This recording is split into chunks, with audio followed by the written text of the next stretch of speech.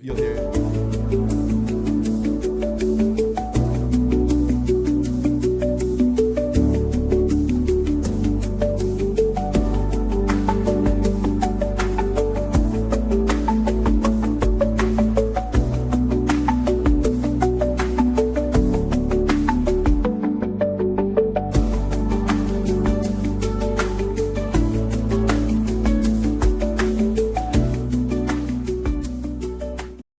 The big term of 2024, Anderson, is the Manosphere, and we're all living in the Manosphere now. Boy, this thing could be called Rule Zero. That was the old show. Not it. Hey, we're live. We're live. Mics are hot. Guys, welcome to a very special edition of Irrational Mail. I hope I'm going to say your name right. Martae Ruelas. Ruelas. No, there's no rolling of the tongue. Ruelas. Okay. You want to say it as English as possible. Anyways, we got Martae in, and I think you guys are going to enjoy this one.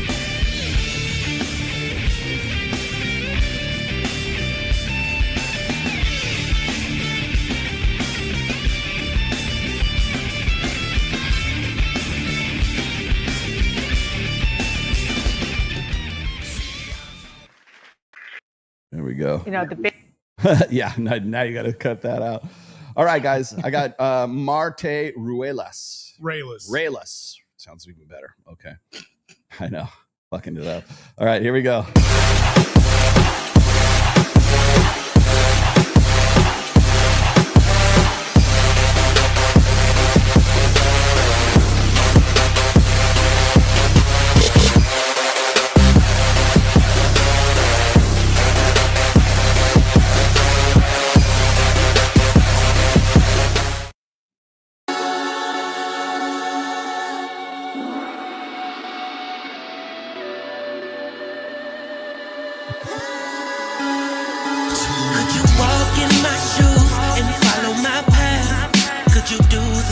I've done. Could you face what I face and come out on top? Could you walk in love? Could you go where I'm going? See what I've seen. What I do? Could you? And at the end of the day, still walk. Could you walk in my shoes?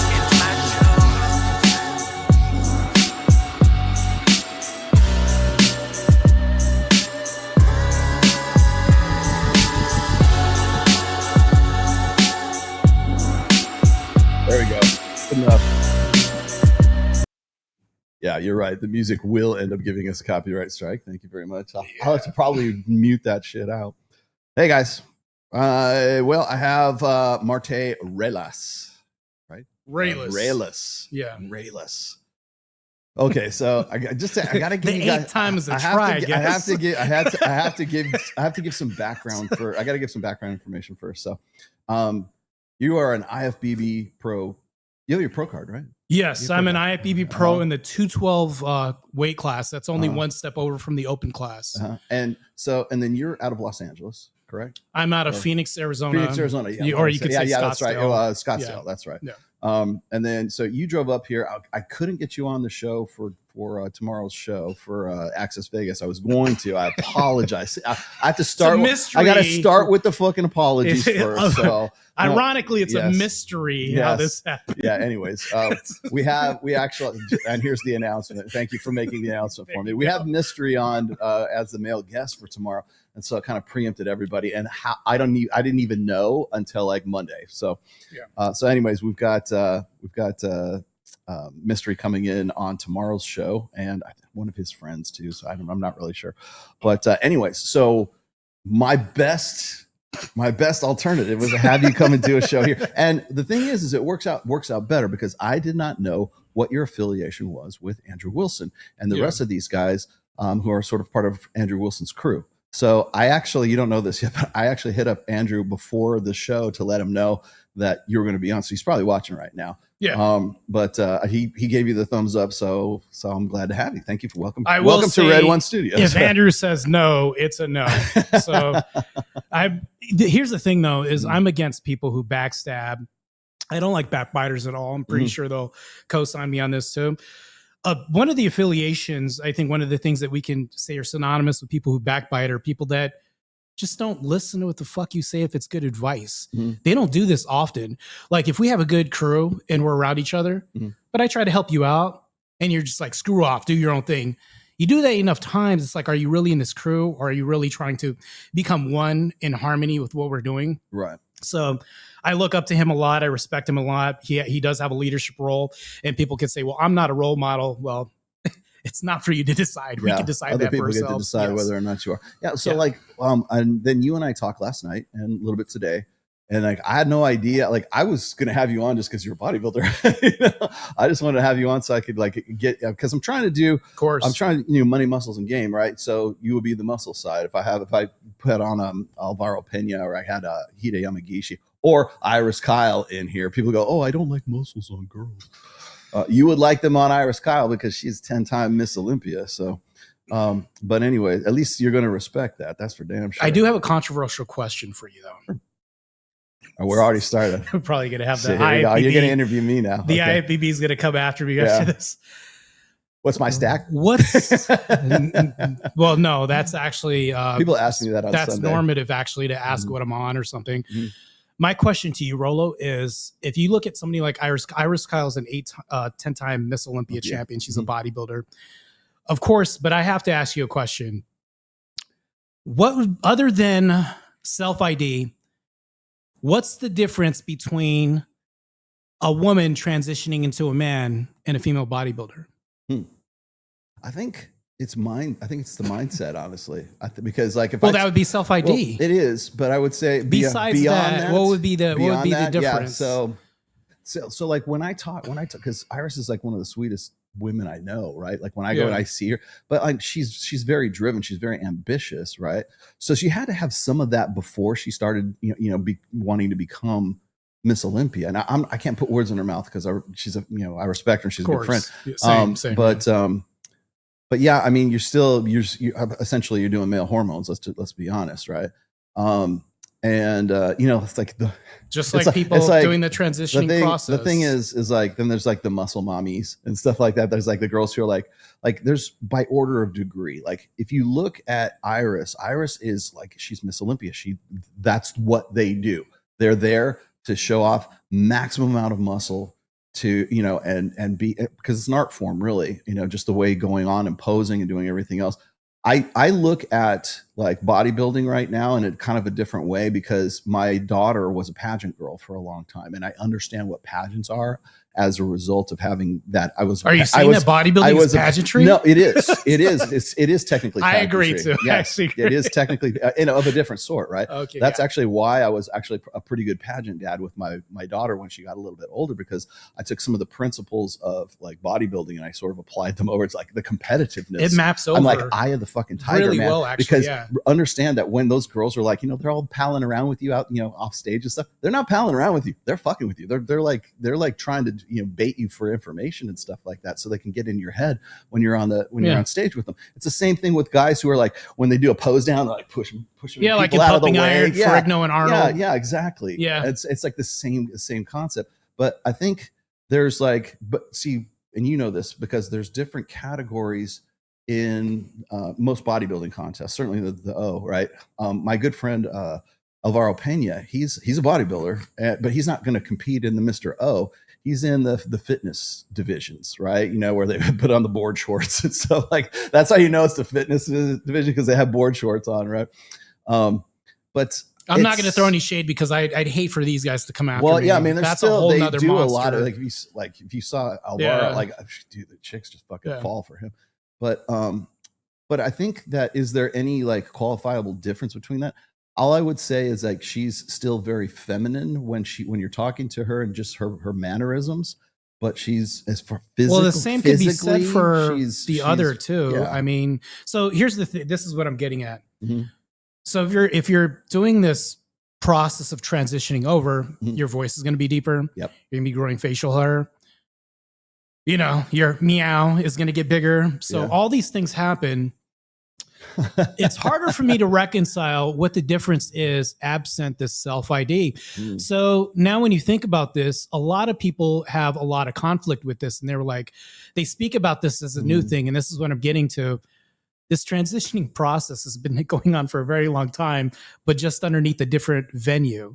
And that's what I'm pointing to. Well, it's like just Jones, now we have an acceptable version that's like, you know, a niche, right? And then we have another niche. It's like, I just think that it would be very contradictory if somebody was against transitioning, and I'm not fighting for this too. And then they're saying, but I like female bodybuilders. Wait, hold on. It's like, but do you see what I'm saying? Yeah, I understand that. I definitely understand the sort of conflict there.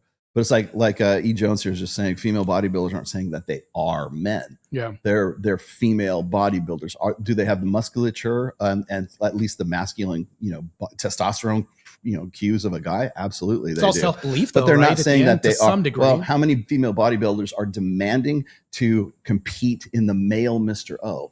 Oh, you're talking, that's going to happen the month of February. Yeah. See, it's like so no, the same thing. Yeah. So it maps across the board the whole way through. I would expect, God, listen to me here. I would expect that there would be a male bodybuilder who would compete in the female Mr. O before the opposite. So happens. I'm glad you brought that up. This is very interesting. I'm shocked that nobody in the IFBB has tried this. I'm shocked that no guy has tried this. I could be wrong if, somebody may check me in the comments and say, no, there was a guy that put on a wig. I wouldn't be shocked if this happened, but we do see a form of transitioning happening. And but it's very interesting when we look at this. Like if you look at a long time, Rachel McClish, Bev something? Bev Francis. Bev Francis. Yeah. I don't know if I can't accuse anybody of taking anything. Bev Francis. But I will say though, if you train bigger body parts of muscle, your body's going to be influenced to release more amounts of testosterone because your body has to try to support this and try to hold on to it. So you would think that maybe the voice is going to deepen a skosh, right? Or you may develop some features, androgynous features, things happen, right? But this is all along the lines of just training. Now, when you do put drugs in here because of the performance aspect, okay, now you're bolstering this and influencing this to so much. But it's like, how is this a far cry from you now self-IDing as something? Yeah. I almost want to sit down with a pro female bodybuilder and ask her, do you think that when these schmoes worship you, this is a whole different topic, and when they worship you, do you feel like, right? Do you feel like they are women? Do you feel like a man on that? But do you see how this self-ID can easily be adopted by these female bodybuilders? So now they can say, well, any relationship they get into, the hierarchical role is screwed up. How traditional is that when she's used to running shit? I think there are far less. Maybe I'm wrong, but I think that there are far less Iris Kyles or Bev Francis's right now. Yes. And mostly if you get into female bodybuilding, it's like shape, it's like tone, it's like it's the bikini set or the fitness set. But they're not like overly huge. Honestly, I don't think a lot of women have the genetics to be a Bev Francis or to be a they don't. Iris Kyle. Extremely rare. And so I think it's becoming even more and more rare. Because most of the time at Powerhouse, there's a lot of different bodies in there. And the women that go in there that are like very tall and they almost universally they're like close to 5'11", 6 foot, and they're just like they're toned and they're ripped, but they don't have the mass of a dude. This is almost like the Silk Road fitness version of a melting pot in this gym, because you have the convergence of West Coast, and then you have like everybody else that comes in here. I don't even know what the culture of Vegas is, let alone like what our fitness atmosphere looks like. Bring Iris Kyle in here and ask her about But if you think, I know there's plenty of people I could probably ask about this. It's such an interesting thing she's to talk totally about. cool. She would totally answer that question. But this is the thing though, is if you were to ask her, and she runs in these circles often, having this business, running into fitness, industry professionals all the time.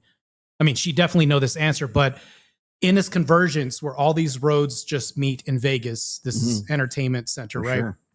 Well, they had I can imagine Mr. O and Mrs. O happens here. Yeah, so, you'd see everything happen here, right? But that's the thing, though. I don't think that you would find like a really stark consistency, but you'd see every flavor, every type, you know, chocolate, vanilla, everything. So it's like, if you want to see what the hodgepodge of fitness looks like, this is the home of the O, right? For sure. You'd come here to Vegas and you'd find out really quick. Mhm. But on the East Coast, Upper Anchorage, all this other shit, you're just going to be like, it's One of super my rare.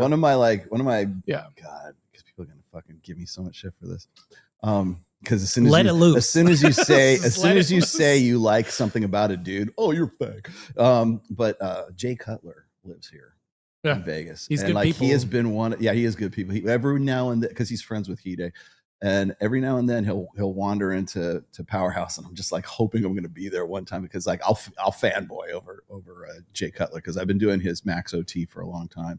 Yeah. And but you're right. I mean, it's the who's who of bodybuilding in Vegas for sure. Yeah. I mean, where else? I mean, LA maybe. I don't know. I mean, you literally have headline performers here. Yeah. And then they go home and they do their thing and they go to the gym just like regular people. This is a convergence of entertainment, right? Mhm. So if you think about bodybuilding, also entertainment. So I think if I was to do a debate with somebody and they were to say, well, is bodybuilding a sport? I'd argue that it's not a sport. Pageant. I'm going to have people Is it a come after me. competition? I don't really care. Is it a sport? Pageants I are don't know. competitions. Yeah. So, I mean, we can have a competition right now, whether or not who has the best tan. Pose down. Well, no, you're. You win. If you wanted me to take my shirt off, I'm not doing that for you. But as far I as half like, who has the expected best, Alvaro to do that when he was who on has the best show. tan, I'd say Yeah. of course, but I beat you by ethnicity, so it's like, Yeah. there's. Yeah, But at by the same default. time, it's like, what's not competitive, Right. you know? And which leads me to my next point. When people ask me, they'll say, "Well, what are you using? What's your stack? What's your?" And not to mention that, but the Uh-huh. most fucking annoying question I get is, "How much do you bench?" Mhm. It's like, I don't know how much I bench. People Whatever ask me I this put all on the that time. night. Like, it doesn't matter. Like, I'm not on stage benching. That's not what I'm going to do. And we have enough issues right now with people using fake body parts Mhm. because there's fake ab installations. Like, we're doing all this shit. Like, you barely see like real anymore because a lot of this is synthetic, to be honest. But I would even go as far as to say it's not synthetic when you do use performance enhancing substances as much as people think. Because if I take a boatload of just androgens, right? Mhm. Whatever that is, like let's say some millionaire was like, I'm going to fund your contest the next time. Mhm. And it took everything, right? But I didn't train and didn't do anything. I'm not giving my body a reason to hold on to this muscle. Therefore, I'm not building or developing anything. Right. You need to be able to put work in to hold on to it. But people think it's just some miracle drugs, like muscles just going to jump on your body and it's going to automatically happen. Yeah. No, I had to damn near almost die to qualify to turn pro at nationals. Matter of fact, one of the places where I met Jay was when I won the one of the California shows that I did as an amateur right before I fucking turned pro. Mhm. So when we think about this, it's like, it's assumed that everything we do is synthetic and make believe and fake. And that's the instant, accusation. You're on steroids. Yeah. But if you got on steroids, you wouldn't be as big as I am or look as great as I do. Yeah. I could be off of everything and get off and still whoop your ass. I keep seeing, so maybe you're probably aware of this as well, but I see a lot of guys, like I'm now somewhat good friends with a few guys who are like influencers, like bodybuilding influencers, and they're on gear, right? And now who's the other guy who's like the bodybuilder that's not on gear, the natty guy? Forget the dude's name. Good luck. No, there is one guy who, and They all claim. he was, I forget the dude's name, but he's very famous for being built. But Are you talking about Michael Hearn? No, not Michael Hearn. Michael Hearn. Michael Michael Hearn's Hearn- definitely been on gear. Michael Hearn is Yes. good people. Yeah, I was on his it's, team, It's the other guy who gives the other bodybuilder shit. I can't remember his name at this stage. Anyways, doesn't matter. But I've been talking to Dr. Todd Lee, MD. Okay. Actually, is a doctor, knows his shit. Now you're talking about people who can really talk about steroids. Yeah, well, that's what I was going to say. Is what I was going to tell you is like there's more and more people who are more and more comfortable with talking about like taking gear, and it's never been more available. It's never been easier to get it. And then I'm on TRT. I've been on TRT for about 18 months now, and I wish I would have started earlier, quite honestly, because it makes effort feel good. And everything that Mike Sartain told me about it was 100% true. Yeah. And then moving to Vegas was the best thing I could have ever done for like lifting, because they're between like right around like the culture. The end of 2023 to throughout 2024, all I did, like money, muscles, and game, I focused on muscles.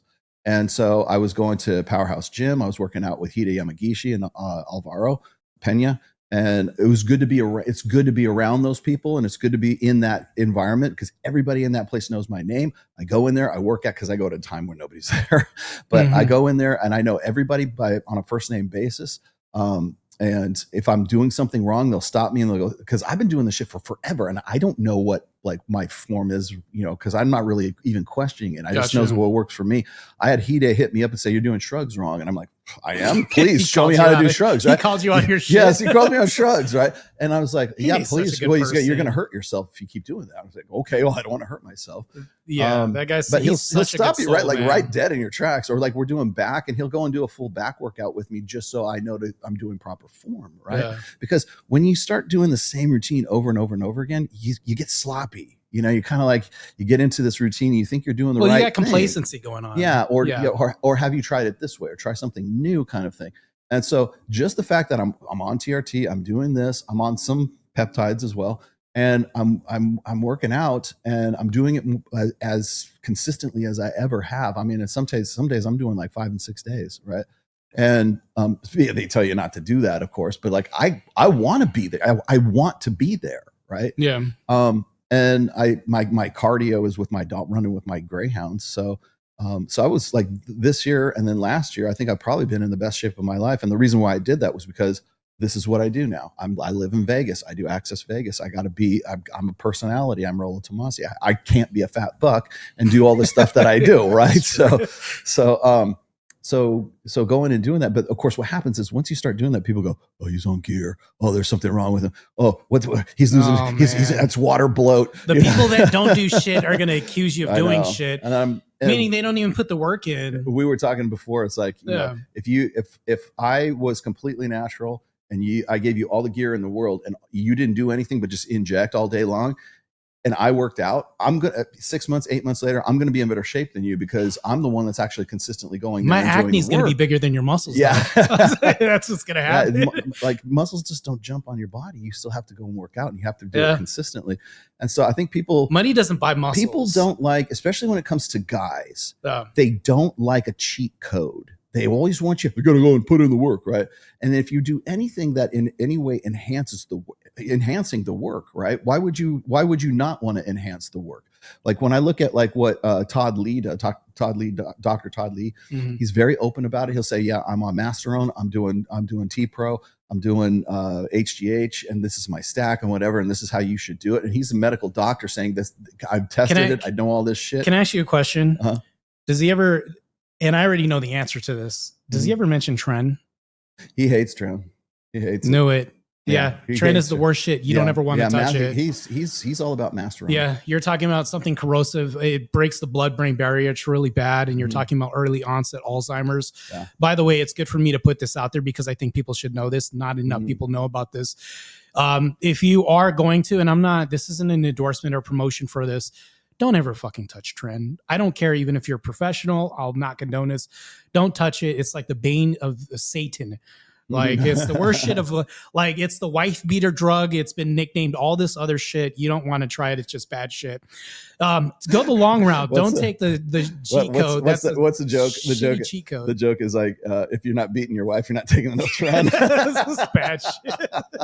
But you bring up a really valid point. Guys are often shamed and ridiculed for beauty standards, right? Already, so if we're taking steroids, if we're breaking our legs to increase inches, right? If we're putting in lifts in our shoes, even if we're taking beauty products, we're called metrosexual. And automatically when you think metrosexual, it sounds like homosexual. So they're equated with this whole thing. But if you look on the female side, BBLs don't get condoned as much. Plastic surgery, filler breasts. So here's the thing I would say. If you took away all the beauty standards and stripped them from women, would you really have women saying that they're 10s now in societies? Or would you think that this would change to where 80% of men are not ugly to women anymore? Because if you woke up and there was no longer cosmetics, makeup, or anything else, and everybody had a firm, fair, and consistent, non-changing standard, what would our current modern beauty standards look like? Would guys be shamed?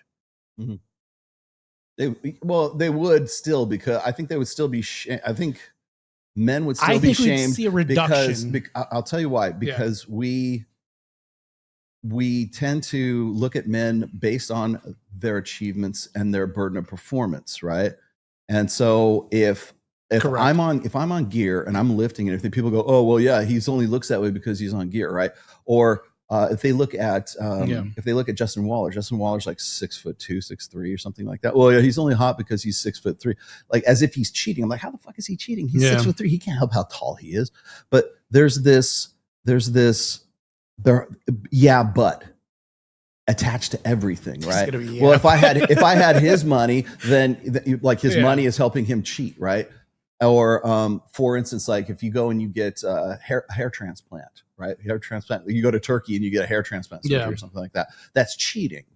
I'm like, well, what if I wear like contact lenses? These aren't my real eyes. My real eyes aren't 20/20. They're fucked up. And I put on contact lenses. Is that cheating? You know what's funny? No. In bodybuilding, I've been a kid. I guess I got into a debate recently. This guy was like, well, you're cheating. You're definitely cheating because you're using steroids. Wait, hold on. Is it breaking the rules? Cheating would denote that I'm breaking a rule or a subset of found understanding that people have. They've acknowledged, like, we're not going to do this. We're all going to be on one accord. You're not going to do, we're going to level the playing field because everybody's going to have the no, that's not cheating. If everybody does whatever they want to do, it's like for Formula 1 racing. We're lightening all these vehicles. We're lightening all the wheels. We're going to go ahead and pick the lightest parts and we're going to go as fast as fucking possible. Right. Mm.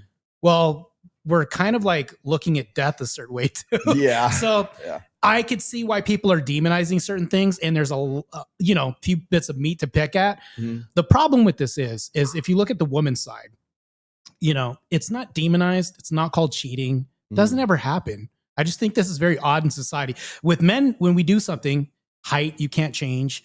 Money, that takes a lot of work. Muscle takes a lot of work, and money. This is why when you talked about money, muscles, and game, you can't have a lot of muscle if you don't have money to support said muscle to keep it on.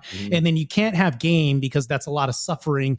It's like all these things skills, mesh together. Yes, social skills. So if you're the guy that sticks out because you're the 1%er IFBB pro bodybuilder and you're at a party, you're going to be the curiosity there, right? Yeah. So when people also condemn people and they say, well, women don't like a lot of guys with muscle. Doesn't happen. I've heard this numerous times. That sounds cool, but let me go to That's funny. They didn't seem to have any problem with Alvaro when he came on Access Vegas that one time. It sounds cool when you say this in some lobby and nobody's fucking paying attention to you. But if I go to the beach and I take my shirt off and the fat guy's next to me goes, ugh, I need to work out. But he's not going to tell you that shit. Right. He's feeling some kind of shame next to him, but I'm influencing in a good way, but they'll shame this. So society is very odd in the spectrum, especially in the dating market too. I was going to say dating market because that's really what it all tracks back to. It tracks back to intra-sexual competition. Yeah. So it's like trying to disqualify. If you can disqualify your opponent, good luck. Then that theoretically, logically, that's supposed to put you on an even playing field. Well, you take away his gear and he would be just like me. No, he wouldn't, because he has a different work ethic and he's out there busting his ass, right? So even if you did, he would still look better than you. Oh, well, he's a genetic celebrity because he's 6 foot tall. Well, all you're doing is just like, so what do you want him to do? Chop off parts of his legs and so he can come down to be at your level and then you're on an even playing field? No, you need to don't wish it was easier, wish you were better, right? And so a lot of the stuff that I see when these guys they'll come at me, right? Because I'm like 57 years old. And they'll be like, well, imagine being his age and playing in a band and doing Access Vegas and being, being same jacked shit. And juicy and tan as fuck and living in Las Vegas. And I was like, imagine that. I wouldn't want to be like, what is he, 14? And I'm like, yeah, imagine that, because that's all you're ever going to be able to do is fucking imagine it. Like, remember that quote from Arnold? He's like, when I forget who was saying, like, it was in the 70s or something. There's a bunch of people saying, well, we wouldn't want to look like you. And he's like, don't worry, you'll never will. Yeah, it's true. It's true. Well, I mean, that was his famous quote was, the worst thing I can be is the same as everybody else. Right. And that when you stand out that's like a that, gut hitter. That's like that's going to hit you in your fucking like gut. The way I dress is not how a quote unquote 57-year-old is supposed to dress. Right. And I'm like, okay, you tell me, what do you think I should wear? What should I wear? What should I wear? What does a 57-year-old man wear? loafers and Dockers and a nice good button down and everything like this, and I'm bouncing my grandchildren on my knee, spinning a yarn. Like, what do you want me to fucking do? You know, it's funny when you turn the argument on them. It's a lot of people who have that. I find in the debate world that they really have no argument. They have no foundation of what truth is to them. When you ask them, you turn the tables on them and you say, well, what if we all just look the same? Do you think the world would be more entertaining or boring? Yeah. If we all look like you, would then you feel better about yourself? Because I'm not here to make you feel I'm here to make you feel worse about yourself. Right. So you will fucking get off your ass and get and progress and grow. Well, and do that's also else. why the person shows up 6th place, because he's going to make you look fucking amazing on stage. Like, we need these people in society. You know, I hate to tell you the thing that gets me is this: is like, I hear this all the time, and it just goes up my fucking neck every time I hear this. But some guys is like, don't compare yourself to other guys. Compare yourself to who you were before. Yeah. Fuck you. Luck. No way. We don't do that naturally. I compare myself to last year. When I go, you know why I go to Powerhouse? Because I feel small in there. If I go to my wife's gym, if I go to the one that's in our community and stuff, I am the biggest dude in that fucking gym. But if I walk into Powerhouse, I'm like one of the smallest dudes in there. You know? I like this angle of the conversation. The reason why I like this is because I could bring up numerous fucking examples. One case in point, you could go back to a debate where I had on Sarah Tomato's channel where it's me and Andrew Wilson debating. I look like I'm a damn mute next to him. And the reason why is because he's so dominant, and so during the whole debate afterwards, I compared him to Michael Jordan, a debate, right? I dare anybody to refute any of this. Good luck. So, but when I said this, it's hard to get into words edgewise with him because he's so dominant, so good at his craft at what he does. I go back home, I look at this as homework. I need to get my shit together. I have so much fucking work to do. Whereas I thought I was good. Oh shit, this guy's recall is superhuman. This guy's such and such. He's been in this playing field so long that it's like, I look like a mute next to him. This can't happen again. So it's like, we need to be around people who motivate us to overcome our own obstacles, which can be us to be better. But if you have people constantly around you and you hang around these circles because they want to even the playing field, no, they're just dumbing you down to. That's just thinking like a chick is what that is. Yes, that's really what it is. Egalitarian, and everybody deserves. That's what that is. Yes. See, there's two different definitions of respect. If you go and you look in the dictionary, there's what I call the male version, and then there's bird hands. There's a male version, and there's the female version. I know. I'm catching my. God damn you, fucking Homan. Anyways, there's the male version and there's a female version. The male version is what I just told you. We are comparing ourselves. We do this. Men do this naturally. What is it that makes you respectable? Why should I respect you? Well, you're an IFBB pro. You got your pro card. That's respect. Respect on that all day long. And there's other things that you could probably have done that I don't know anything about that are definitely respectable. Why do you respect me? Well, I don't know, 5 best Amazon bestsellers or something like that. Maybe we can start there. Lots of different things, your achievements, your burden of performance, how well you've sort of like lived up to your potential. Those kinds of things help you kind of like grow a hierarchy. And that's the way men think. And that's how we organize society, is in hierarchies. Yeah. Women, on the other hand, are much more communitarian. They're much more like, that's why socialism seems like a good idea to them. They're egalitarian. They like glue. And so that's why when they say everybody deserves respect, you get some and you get some and you get some, and everybody's deserving of respect, like regardless of whatever they've done, which is bullshit. But wouldn't it be nice if we could all just respect each other, just have this default, common courtesy for everyone else? True. That's the second definition. That both of these are in the dictionary.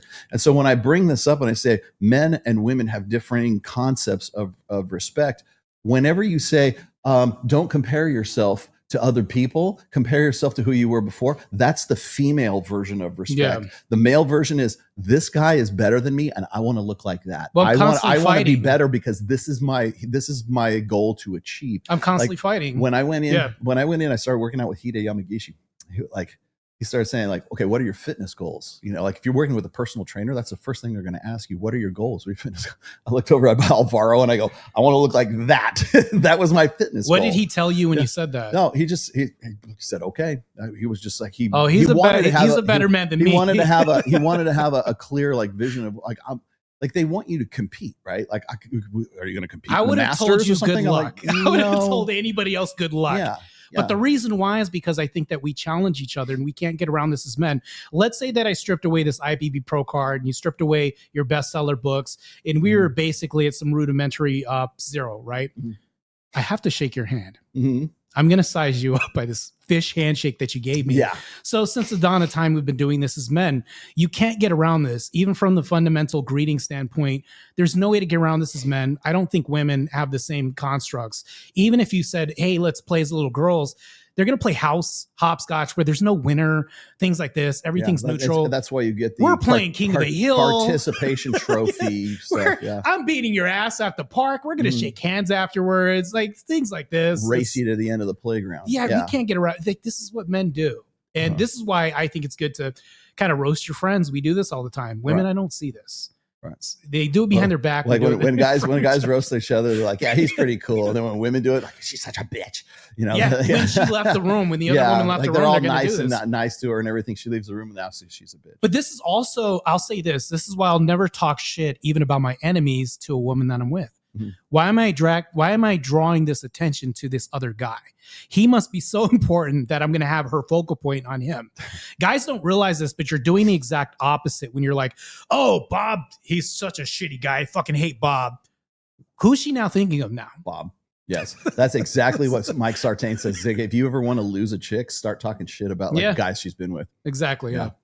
Yeah. That's why, I mean, we're competitive at nature, but I'd rather beat the shit out of you than talk shit about you any day when it comes to it. And I'm talking about like practical means, like bodybuilding. That's why I got into bodybuilding, things like this. So I wanted to do something that was impossible, that takes a lot of suffering to do, a lot of self-sacrifice, something that somebody can't just say, well, you were just handed this, right? That's why the whole steroid allegation thing is big and they could just say this. But at the end of the day, let's be honest, they're like, fuck, what is that?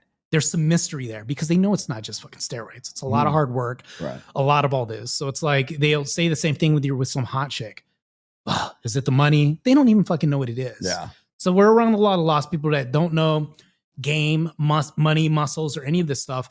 There's a disconnect that happens here. But I think a lot of women introduce this into the dating marketplace when they say, I'm going to be a female dating coach. Yeah, I'm going to teach you how to get men, when it's like, that's the most failed market out there. I see this all the time. And then you have ex-MRA women that get on here and it's equivalent to the same thing. Women will say, well, I used to be an MRA, used to be, or your current MRA. I have a lot of distrust in that because you can't admit somebody as a dating coach. That doesn't make any sense when a single mom can't relate to her son and say, well, I'm going to be just as good as a dad telling my son how to date. Well, what's your world experience of approaching people and interviewing people or using a pickup line or, oh, you don't do this because you're a woman. Yeah, or trying to form some sort of rapport between women don't do that's not their experience. So how can you teach a son to do this? But it's the same thing when I look at women in our spaces. When I say our spaces, it's being invaded constantly. On social media, I look at it as a matriarchy to some degree. It's almost like I'm on their turf, but I have to wreck shop because what happens is if I spit some truth out there, it's the most inflammatory shit any woman says. They'll hear this and say, how dare you tell me that the sky is blue? Oh, how dare me see this shit? It's fucking stupid. I was just, and I meant to, I will probably bring this up on my next show, but I haven't told you this yet either, Kyle. Was it yesterday? Yeah, just yesterday. I had this chick and I forget her name, but she was a journalist of some sorts in Australia. Yeah. And I think it was the name of the blog or whatever it is the communique or the connection or some shit like that. I forget what it is. She sends me this link and says, you're quoted in this article. It's her fucking article. Like she slid into my DMs to tell me that I was, and it's just this hatchet job of the Manosphere and Andrew Tate this and everything else. And I'm like, and I think she was expecting me to like come at her and like frothing at the mouth. And sounds like self-aggrandizing activity. And I'm like, no, I'm not going to take that tact. I'm going to say, like, why did you do this? Like, why didn't you just simply just call me up? Like, I am you're going to say, oh, he was the so-called godfather of the Manosphere. Okay, if you already know that, why don't you just like hit me up for a quote? Why don't you hit me up for like, if you're really into this sort of objective, unbiased, untainted journalism, why not just simply call me up? I'm the most approachable guy in the. I mean, that's a far manosphere. stretch. She's the Inquirer, and she's making Well, out to be bad I know. boy. Well, now of course, I'm This is asking what's this from a very rational, very measured way of doing it. I'm not frothing at the mouth or anything like that. And I told her, I said, look, I said, you're basically taking me out of context in this quote that you have here because you think that it sounds egregious and you think that it sounds because of the way that it was the pull quote that she puts in there. And I know where it was from. It was from one of my Iron Rules of Tomassi, right? It was from number 6, which is like, women can't love you the way that women can't love men the way that men believe that women can love them, right? And so I'm like, if you would have taken that and you put that in there as sort of the prefix to this, then it's a different conversation. I said, no, I was analyzing her. I said, you pulled that quote because it makes it sound like I'm some fucking madman or I'm some misogynist. And then I read through the rest of the article, and the one word that is used over and over and over in the article is the word complaint, complaining. And it's funny that she brought this up because I've just been kind of like noodling around with an idea for a Substack post. Men cannot give anyone an objective, observational, most measured, most neutral statement of fact without it sounding like it's a complaint. If it's about women, female nature, right? If you say it seems to me that women are like this. I have observed women doing this, and and just as being as neutral and as objective as possible. Yeah. If a man has anything to say about female nature in the most measured way, it's always a complaint. And I'm like, why is that? And the reason is because men aren't allowed to have any of those observations. Well, we can't be fet sitters. Yeah. Also, so which brings me to another point. I had brought something up as a thought experiment, and I think I talked to you about this, the blind pill, yesterday. Yeah, okay. It's not satire. Okay, it's so the first time. before let's give the backstory. What is the blind pill? So the blind pill is not satire. I'm going to preface this. It's not satire at all. The blind pill is literally blind women. Mm-hmm. Literally like no blind. sightless women. Okay, sightless got it. women, Okay, we're talking about the actual disability. Okay. The reason why I brought this up is because one day I was thinking, and I said, well, these women are always attacking men for our preferences, right? Mm.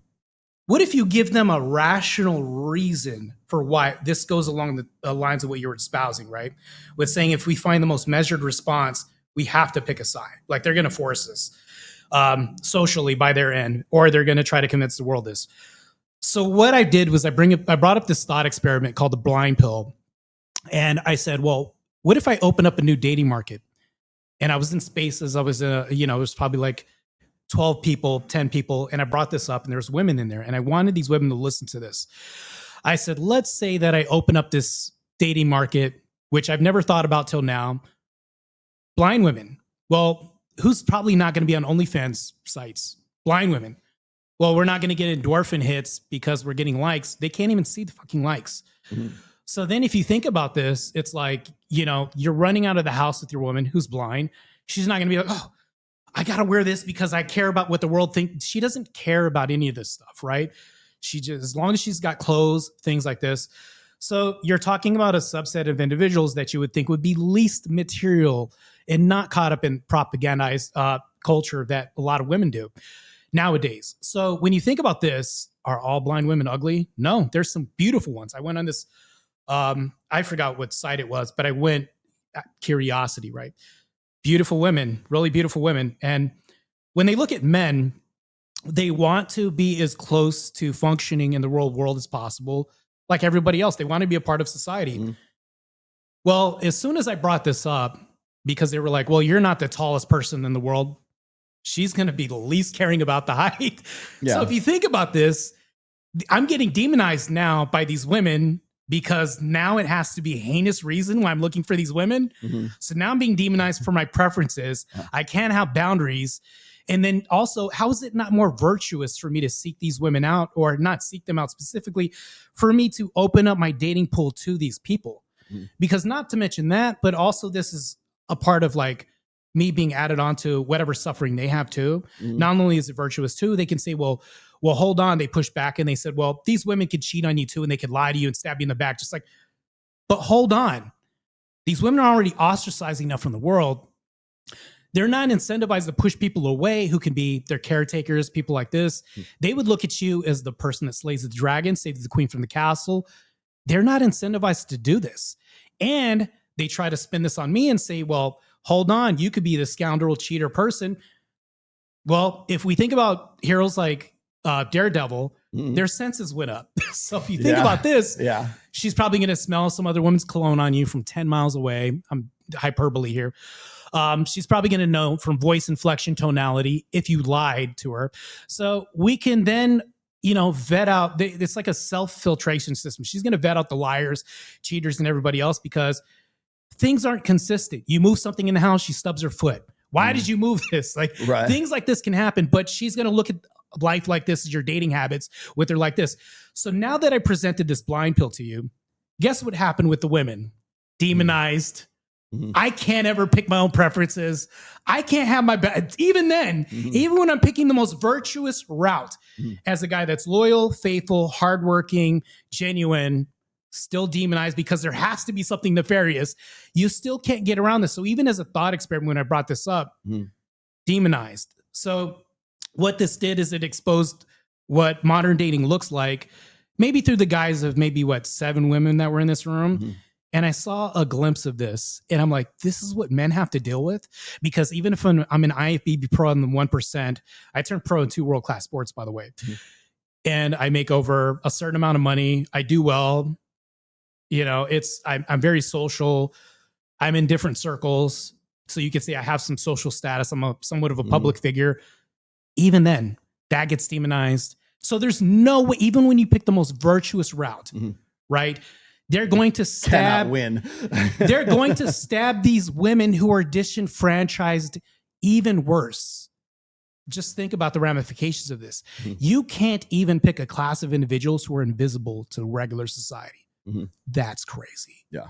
Well, I was going to say is a lot of that goes back to what I call the sisterhood uber alles. Okay. It's women, regardless of religion, regardless of politics, of race, of, anything else, women are women first. And so when you're talking about dating a blind woman, they want to close ranks and say, how dare you? How dare you? First of all, how dare you have any stand? I've written so much about how men aren't allowed to have standards. How dare you have boundaries? How dare you have preferences? How dare you have standards? How dare you have boundaries? Right. And I've thought long and hard about this. I'm like, why the fuck is that? And the reason is because it is what I call the existential fear of women. And what the existential fear is that they would get with a guy who they thought was alpha, or God forbid, they get impregnated by a guy and carry the child of a guy who they thought was alpha or thought was one way. And then later on, tricked you, gotcha, bitch. And he turns into a beta or he turns into an abuser or whatever. And you will hear women to this day, like right now, I remember when I think birth control is doing that, by the way. If a woman says, hey, I'm devoted to my husband, I love him implicitly. I don't have to work. I'm a stay-at-home mom. He takes care of everything for me. Every woman that's on social media will go, you got to get your bag, girl. You got to get a job. You got to make sure you got them because you don't know when he's going to be a cheater. You don't know if he's fucking he's looking for a trophy wife. You don't know if he's fucking his secretary. Yeah. And it's I'm like, why would that enter your head? And I'm like, it's because that guy might not be who he presents himself to be. He's a counterfeit, right? He's a Confederate, right? He's a guy who is who could be something else, or he becomes the red coats something are else. coming. And so what it is that's so even when because I've had this conversation before with women who are they'll be in their 30s and they'll have gone through they've done everything that everybody told them that a woman should do. You've got to go to college. You've got to get your bag. You got to start your business. You got to have that. You got to basically you're following a male life track is what you're doing. Yeah. And the reason why they're told to do that is because you can't trust men. Men are inherently untrustworthy. And either it's Homer Simpson or you got a borderline abuser or you got Mr. Incompetent who is Gen Z, right? They can't drive a stick and they can't change a tire and they can't tie a tie or whatever. It's they're completely incompetent. Yeah. So if those are the 3 archetypes that women have to choose from, by order of degree, if those are the archetypes, it makes sense for women to go and ensure their own long-term security, because you can't trust a man to do those things. And even in the most ideal situation where you've got a pretty well-off, affluent, rich man who is, still loves you, Still. and still, even in the best of circumstances, the best case scenario, you still got to get your bag, girl. And that's he could funny. still change on you. There might be Yes. something wrong with him. He might be, he might be brain damaged or some shit like that. And you got to have a backup plan, because if you don't, you'll be off on your own, and you'll have kids and babies, and you'll be out on your own. And what they're basically describing is what I call the existential fear of women. Is you had sex and you had babies with this guy, you entrusted this guy, and then he essentially raped you. He essentially took away your choice of your hypergamous choice by tricking you. That's why women rely. That's why women rely on each other. That's why women rely on social proof and pre-selection, because they can't be their own feminine intuition is not 100% reliable. So they got to go to the collective of women and say, "What do you think about Martae? What do you think, Mom? What do you think, Sis? What do you think? Niece, what do you think?" You're not just dating one woman, you're dating all of her female friends and all of her female family members as well. And they have to be approving of you. Her girlfriends have to approve of you. It's so and dumb. even then, you're still not trusted. You still got to get your bag. I have to marry your family before I bet Yes. anybody or wed anybody. At the same time, what is this? It's a phone. Who built the phone? Who maintains this phone? Everything else. But we can say that, no, we can't depend on men, because what'll happen? Meanwhile, the whole time, your whole existence, you're depending. This chair I'm sitting in, this microphone, a man had to intercede with your mom to create you. Yes. A man had to build those chairs. We know. Yeah, this guy. So it's crazy because so you can't get around this construct of red flags. Everything's a red flag. So if I think about this, the fact that I'm associated with Orthodox Christianity is a red flag. The fact that I'm IFBB pro bodybuilder is a red flag. And we can dive into this too. The fact that I do look at red pill prescriptors he's on testosterone. He's cheating. But descriptors is a red flag. So if you think about this, the reason why these are red flags, and people can wonder why Christianity or looking at red pill descriptors as a red flag or anything else, is because a lot of women will look at this and they'll see me eating chicken and rice and greens. I can't eat the cake if I date him. Right. I can't go to like the male strip club because he's a Christian. I can't. So I am the biggest, and I will say this, it's quite opposite from what people think. They'll say, well, a red flag is this bad boy. No, that's your green flag. Like, that's what you consider everything just think about backwards. If you think about Bizarre World and things are backwards, that's why when I look at women, it's almost like they're speaking out of both, sides of their mouth. And I halfway listen to people who are MRAs, who are women, people who are trad wives online, even though you're tonguing down a cake. There's a certain ex-sex worker that does that, and she has her own ministry, things that I don't do. I just brought that up on like 2 shows ago. And that's the thing, though, is we see through all this. We see the double speak the whole time. You can tell us what's a green and red flag. All we see is like black and white, to be honest, because it all looks like the same shit. I will never look at a woman, and I'm not making a monolith, and I'm not saying all women, but when women come at me and they say, well, no, this is what you should do, I automatically tune out. Yeah. Because, single moms aren't doing this. They're look at the outcomes.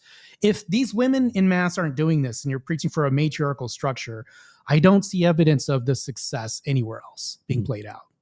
So don't see it. I'm a red flag. I'll inherently say this. I am a red flag. Well, I think that's one of the reasons why everything is a complaint, and men aren't allowed to have standards. Men aren't allowed to have boundaries. Men aren't allowed to have preferences or anything like that. The reason for that is because, like, by inch or by mile, what happens is it is a limitation on their ability to be in 100% control of their hypergamy. You know what they'll say?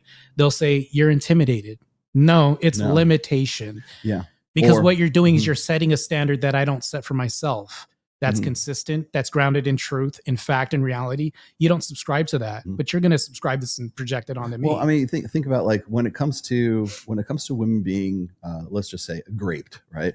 When it comes to women being assaulted, when it comes to the reason why those are such egregious, like invasive sins for women. Now, the reason why that's like at the top of the list for women is because essentially what it is it's by force or by violence, a man taking away a woman's reproductive choices is what it is. And so now that if that's the worst, what's the least?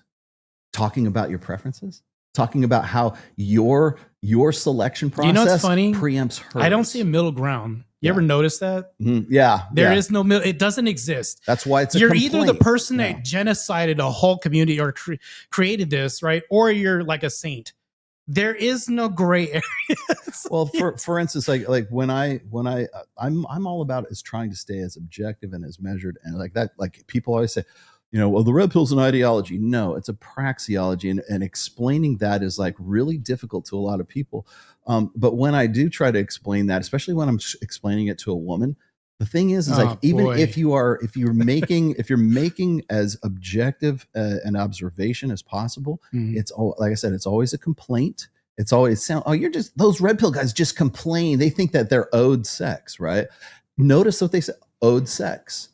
Because Nonsense. There's nothing that is more, because that's essentially what that is. It's adjacent to grape culture. It's a guy through logic, right, trying to convince this girl that she should sleep with him, have his baby. Because look at me, I'm the perfect guy. You keep going out with assholes. You keep going out with jerks. You keep going out with dark triad They're guys. selling the villain. You keep going out with the Tinder swindler. Yeah. When I've listened to you, I've taken the notes. I have the Excel spreadsheets.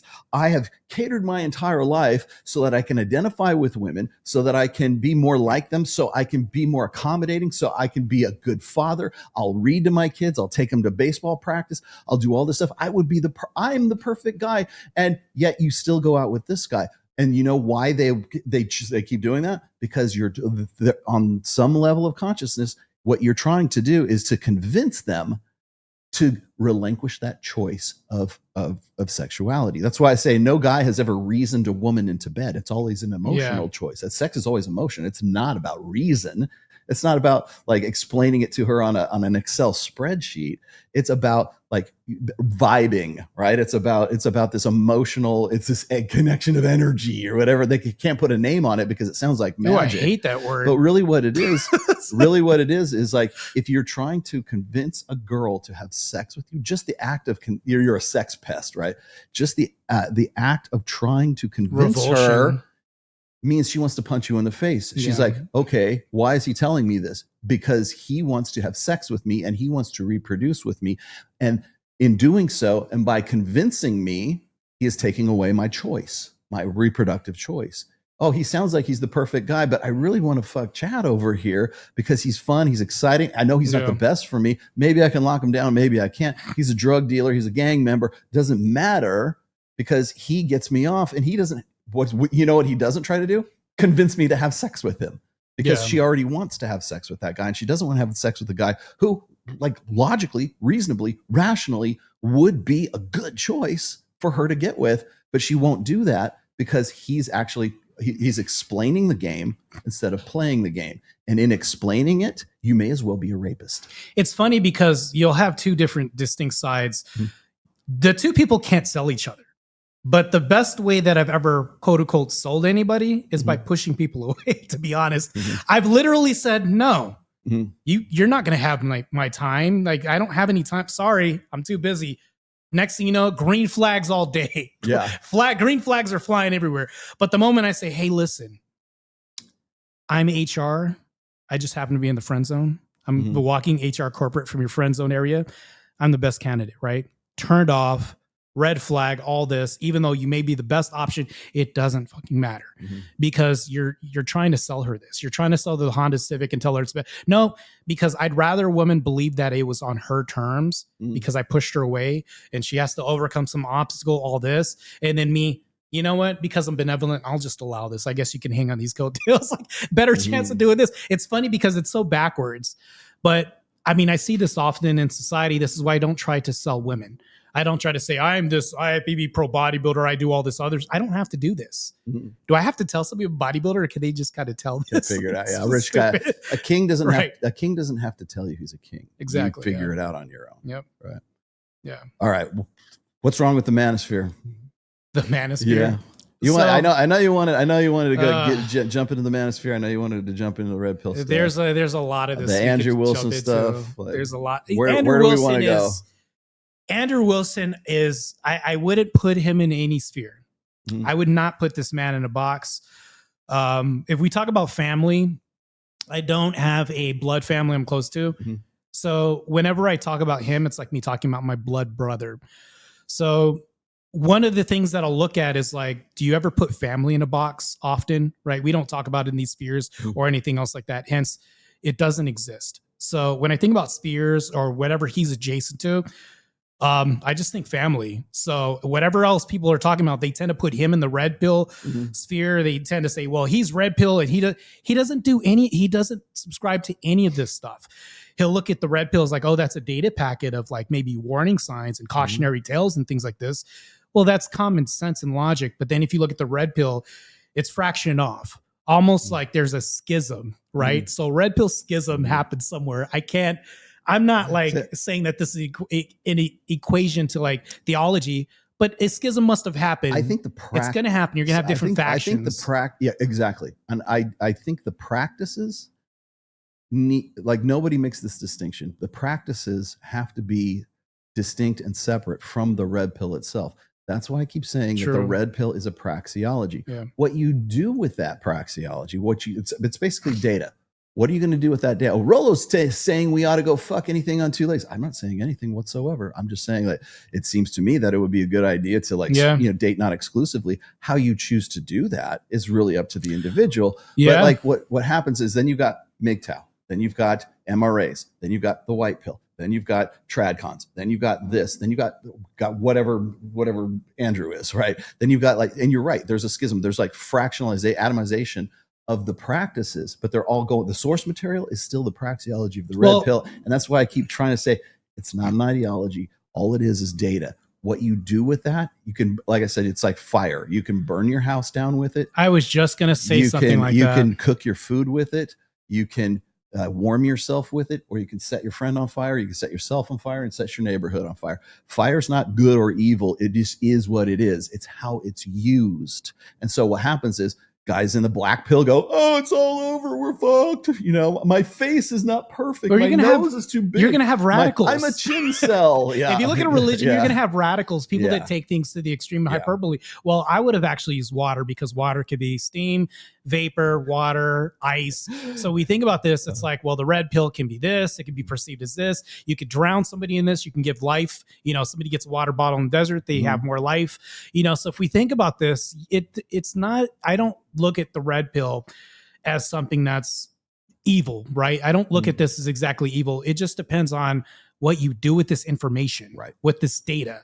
If I give you some data and they give you a code somewhere, okay, what are you going to do with this code? Are you going to crack a safe? Are you going to keep it to yourself and die with this password? It just depends on what you do with this. What I've said before is like, you can't give people facts or objective observations, or you can't give them data and stats and stuff like that without telling them how to feel about it, especially in the social media. That's crazy. Age. Because if you don't, they will hate you for it. And if they don't hate you for it, they'll infer what they think you meant. Because, oh, what's he trying to convince me of? Oh, if they agree with you, then you're like the new Messiah.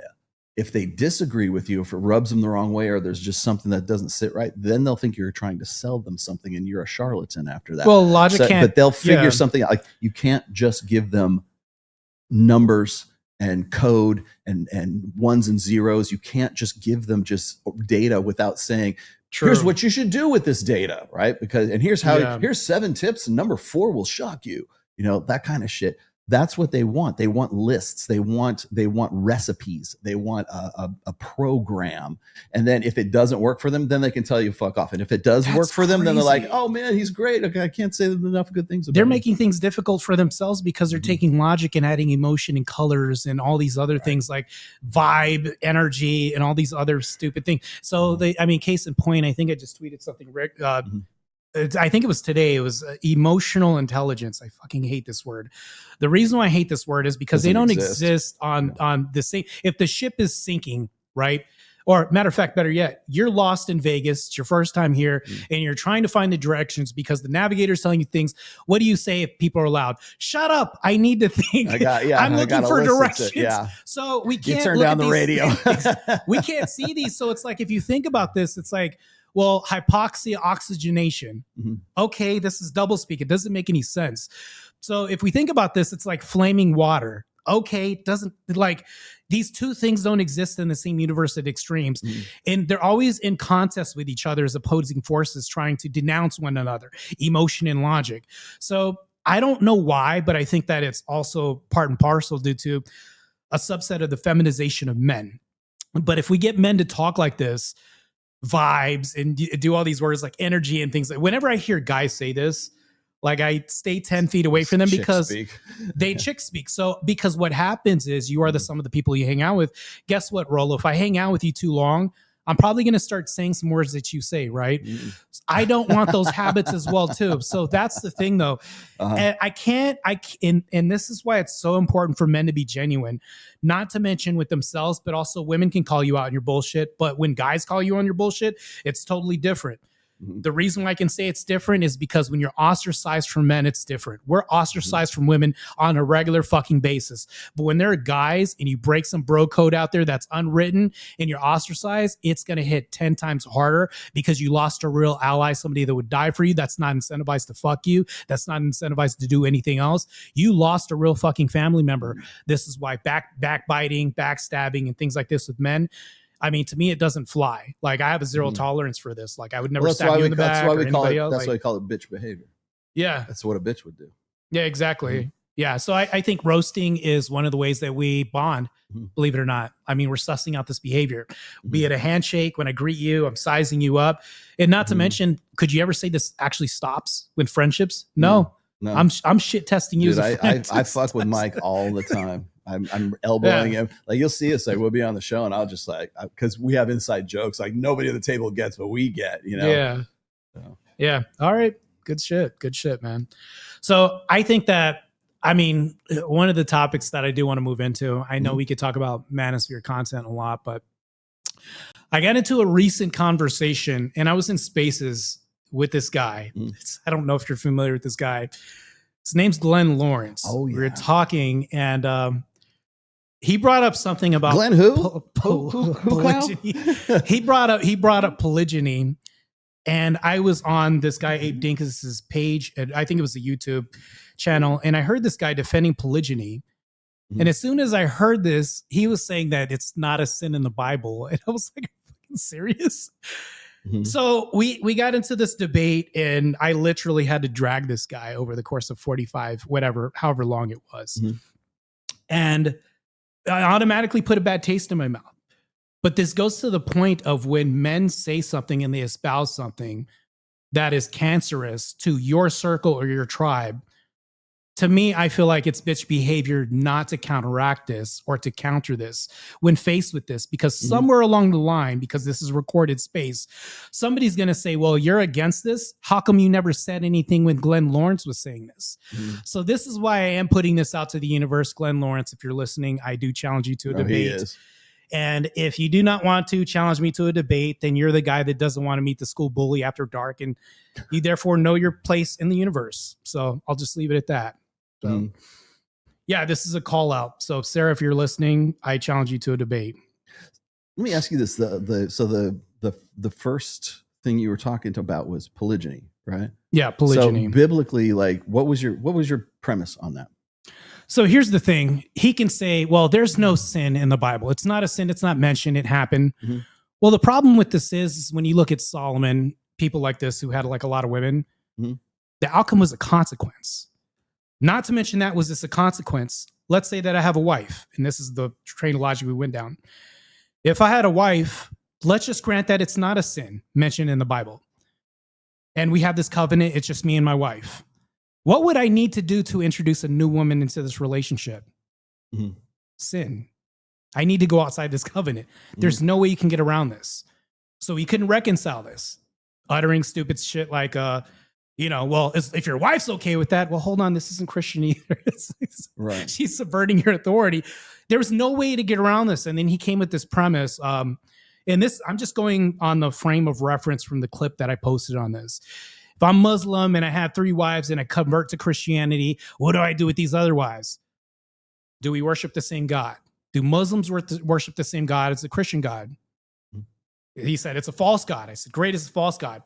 Can I practice these Muslim beliefs when I go into Christianity? It's like his worldview crumbles. So it's like, so when we think about this, and these are very rudimentary premises, right? That'll destroy his worldview. But if I look at this, I think that your view on sex and women in the marketplace tells me a lot about your value system and who you are as a man.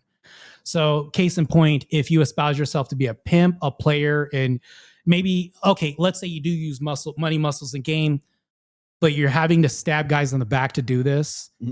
All these other traits that we don't want to map on bitch behavior.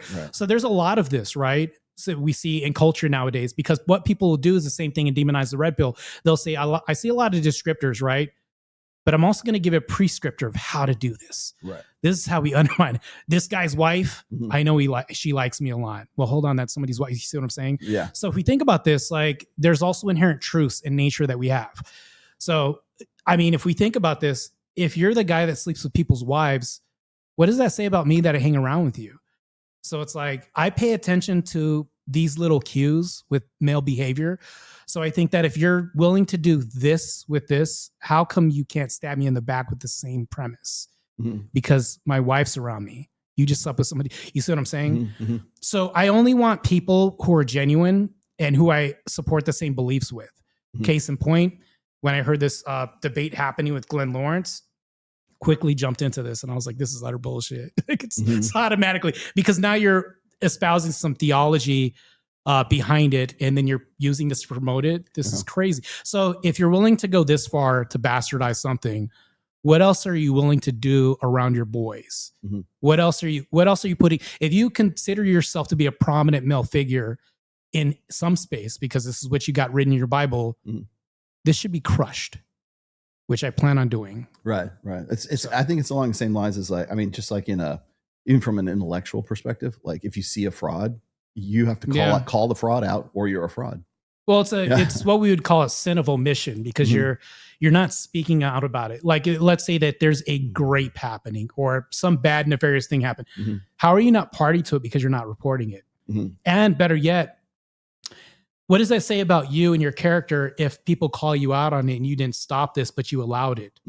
So if we think about these things, like, you have to be consistent in your logic and your rhetoric. And also you have to be genuine as well too, because you can be called up for your bullshit all the time. You're being shit tested by the world regularly. So when people talk about shit testing, it's not women that are doing this. Society is doing this to you at large, especially if you're a social media presence. Right. So I think that if you have a worldview that's faulty, it should be challenged. And if it crumbles, good, fucking good. Yeah. So I think that's one of the things that like throws a lot of people off about me is because like I'll be married 29 years next week, or actually this weekend. Oh, congrats. Thanks. Yeah. And like I was telling you about that one article where that lady, the chick who slid into my DMs to give me the, you're quoted in this, right? I'm like, I wonder if she knows that, like, because she thinks I'm like some sort of divisive element in the manosphere, right? She thinks, they're fiendishly trying to tell these poor guys to be more toxic and to be more misogynistic. And I'm like, what? I wonder if you know that I've been married for like almost 29 years now. I wonder if you know that my daughter is like 27 and she's been married for 2 years now, right? I wonder if you know anything about me whatsoever. And then what happens is, but that's from what, like, okay, from her perspective, very liberal, very lesbian, very whatever. I don't know what the fuck she is, but so that's for me, that's easy. That's a gimme, right? One of the reasons why I think I'm still kind of on the back burner, I get ignored by like guys like Michael Knowles or Matt Walsh, is they don't know what to do with me, because I'll be on Twitter, and it's happened so often. It's like clockwork. There'll be like an Ashley St. Clair, or there'll be like, Isabella Moody or Isabella DeLuca or whatever. They're all Isabellas, right? Lila Rose. Yeah, Lila Rose. Yeah, they presume that this is what you're about, and they don't know that, like, from my perspective, I'm the author of The Rational Male, right? I'm the guy who wrote the source material for 90% of these guys that are out there, being public figures about whether they know it or they Nobody don't. knows the lore. because it's been going out. on for so long. Yeah, right. Nobody knows. Yeah, I'm the hidden lore is right in front of your They know ass. the Lord of the Rings. They don't know who wrote the Silmarillion. Right? Right. This guy. Yeah. But the thing is that I'll listen to them and they'll write something about like, oh, I've never seen a red pill guy who has a really good family life or has really healthy relationships. I'm like, bitch, the guy who wrote The Rational Male has exactly that. You don't know that. And the fact that you don't know that and you keep writing these same drive-by tweets leads me to believe that all you're about is just like slamming a tweet out there for engagement. And that's all you're really about, right? And so, after a while, people stop taking you seriously about that. But then it's like, then you've got sort of like the Matt Walsh effect where it's like, I've been married longer than Matt Walsh, and he's very proud of his family and his kids and da-da-da. Great, more power to you. But why are we not having a conversation? Like I've heard him talk a lot more about like the red pill recently. Carl Benjamin, Sargon of Akkad, or am I saying that right? I think so.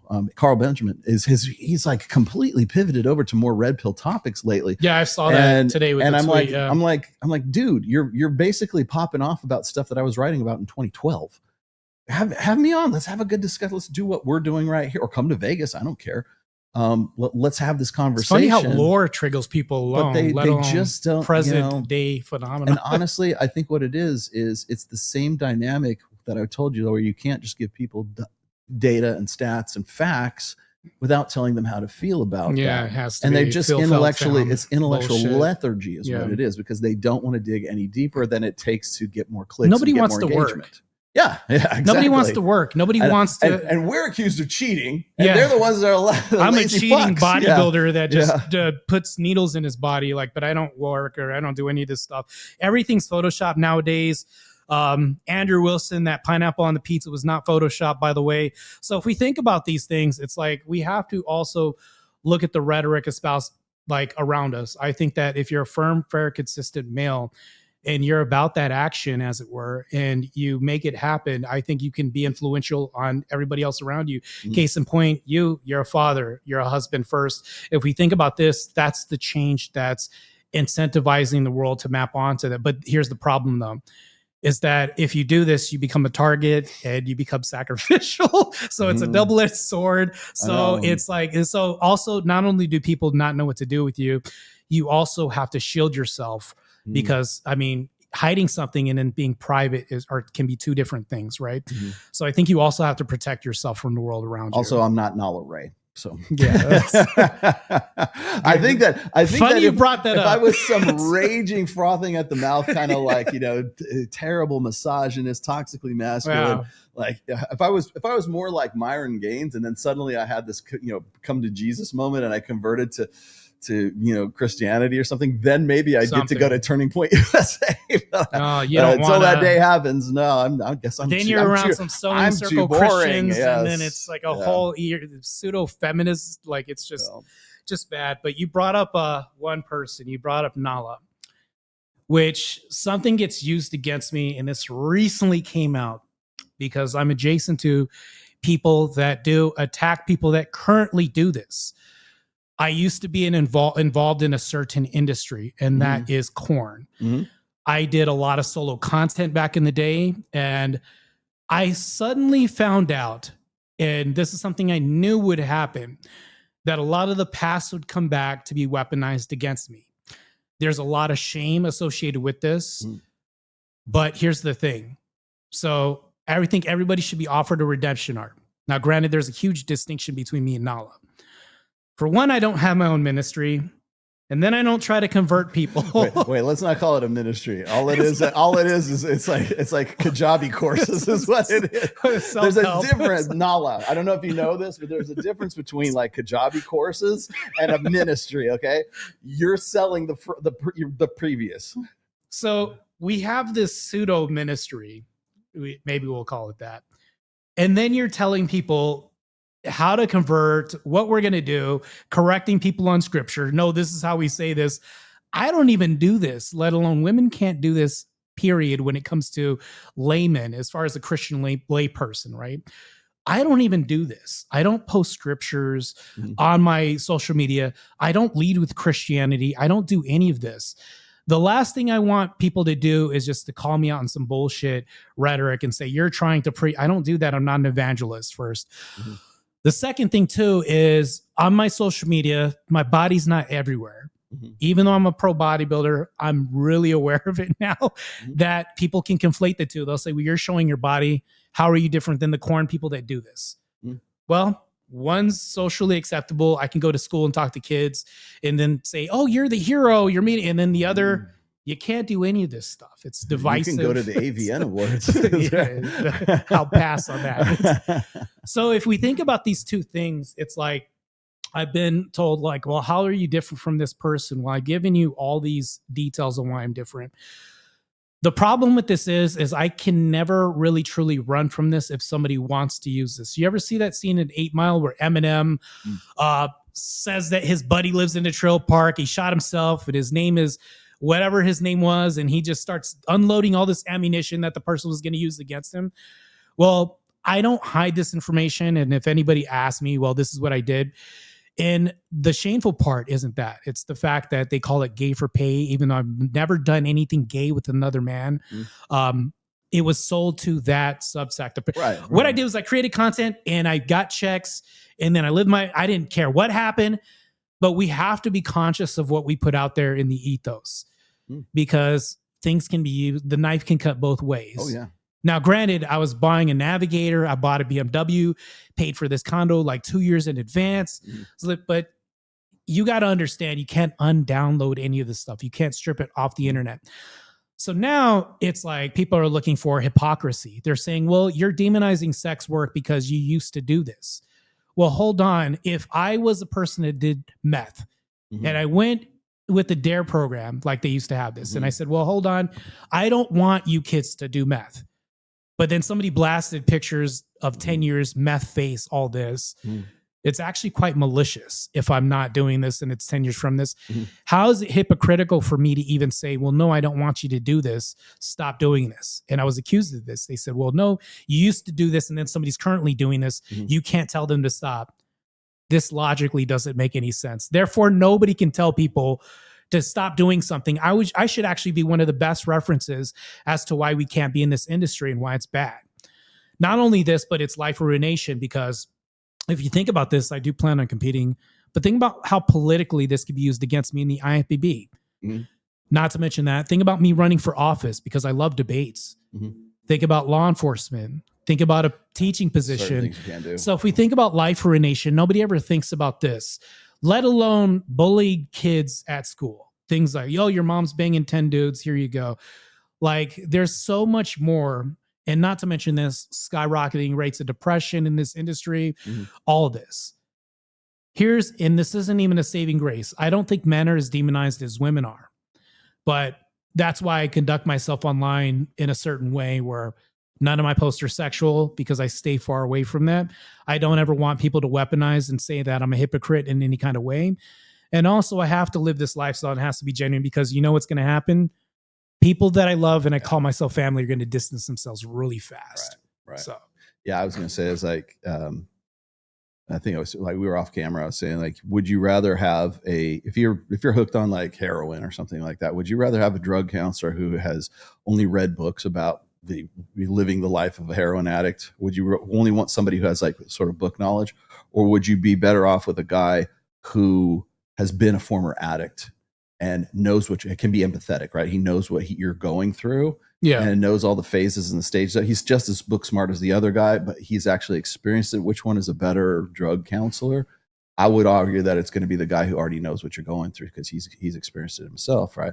And so that applies to a lot of different things, just like I said, by order of degree. So it's just kind of like I think one of the things that people expect me to do is to be like really pro marriage. Because I have a really good marriage. I've been married for 29 years. I know I attribute a lot of probably most of the success of my marriage to red pill principles, to understanding male nature, female nature, my wife's nature, my own nature, and how in the confluence of the two of them. Right.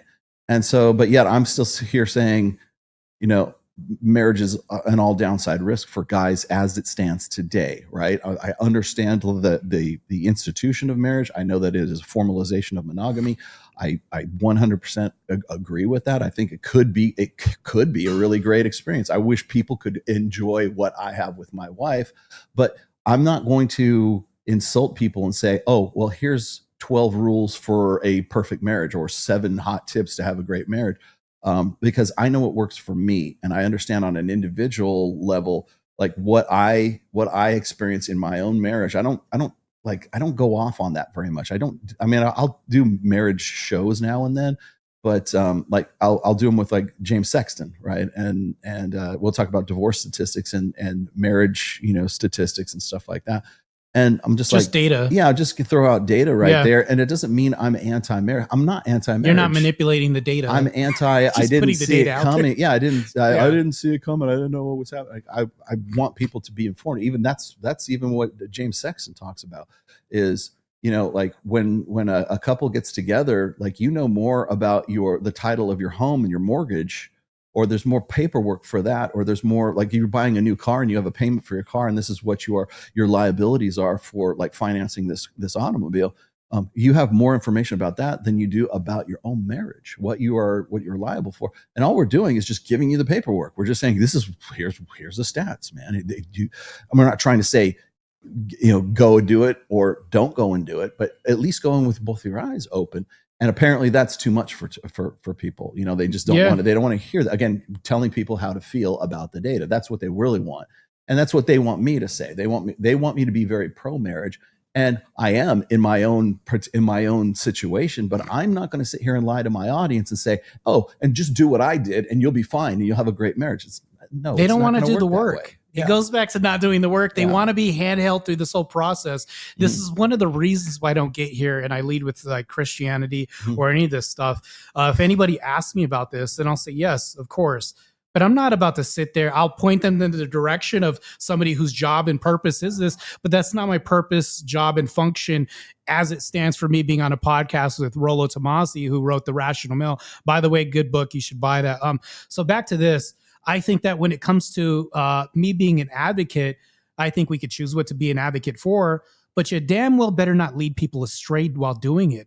There's so much responsibility. If you were espousing this marriage propaganda and you were going to say, let's do this, well, hold on, we can't have cautionary tales and we can't have data.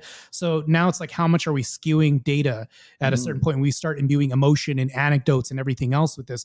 So if I'm talking about religion, yeah, it's only because somebody brought it up. And then not to mention this, but I mean, that's the only reason why I'm bringing it up. But if I'm pushed for information, then I'll bring it up. If I'm asked about it, like that's it. See, that's the thing that gets people is like, if I talk about body count, for example, this is a good topic. If I talk about body count and I go, okay, because I've literally done like 2 and 3 hour shows with Myron Gaines about body count and how statistically it affects, your women's ability to pair bond, divorce statistics, sexual diseases. And, you go on down everything we know commonly about body count. We've been discussing that since like 2020 or 2012 or 2022. And, I mean, seriously, we have done the marathon length shows about that kind of stuff, which is where really a lot of people got this, what happened. A lot. But it's what I call the telephone game. It's like you get 10 kids in a room and you tell one a secret. And by the time it gets to the 10th kid, it's completely different from the one that you had said. So like, think of that episode as sort of like the first kid in the telephone game. And now we're at the 10th kid and everybody's like, oh my gosh, the world will be destroyed if we don't get these girls to lower their body counts. Right. And then you got the other guys who are anti-red pill and they go, I can't believe these red pill guys would talk about body count. Two different people that don't understand each other. Don't understand it. It just gets so convoluted. But the thing is when I'm asked about body count, I'll give you the statistics. I've done those shows. I've done the practical, objective legwork. But if you privately are going to ask me about, well, what's your opinion on all of this? I'm going to say, I could give 2 shits about body count. Once you pass 50, all of that pretentious bullshit just flies out the window, man. I don't care what a woman's body count is, not at my age, And I understand why guys would like to, really put a real emphasis on it, because it's how they like beat themselves up.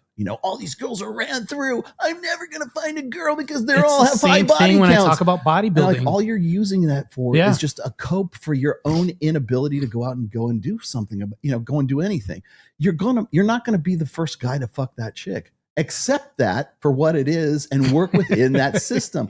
Don't wish it were easier, wish you were fucking better, right? Mm-hmm. But, I'm just like, I don't care. And then when women ask me that, well, don't you red pill guys hate women who have lots of high body counts? Not at all. So detached. If you don't care about marriage, red flags are green flags, man. It's like, go for it. That's what I was saying. Yeah. It's bizarre world opposites. And again, statistically, it's true. But like, the thing is like, even women who have high body counts, it doesn't mean they can't pair bond. They're only pair bonding with the guy who is the most dominant alpha that they remember. We're not making a monolith here. When I talk about like alpha widows, right? Oh, would you rather be with a woman who has a body count of 3, but one of those 3 was like the most alpha guy she had ever been with, and he died in battle. He died in war or something, like in a very noble cause, and she just can't get over him? Or would you rather get with a girl who's like has a 15 or a 20 body count, but you are the most alpha guy that she's ever been with, and she just forgets all about the rest of those guys? What would you rather have? The girl with a high body count and she worships you? Or would you rather get with the girl with the lower body count and she's still pining for her old, widowed, husband who's in the ground in Arlington?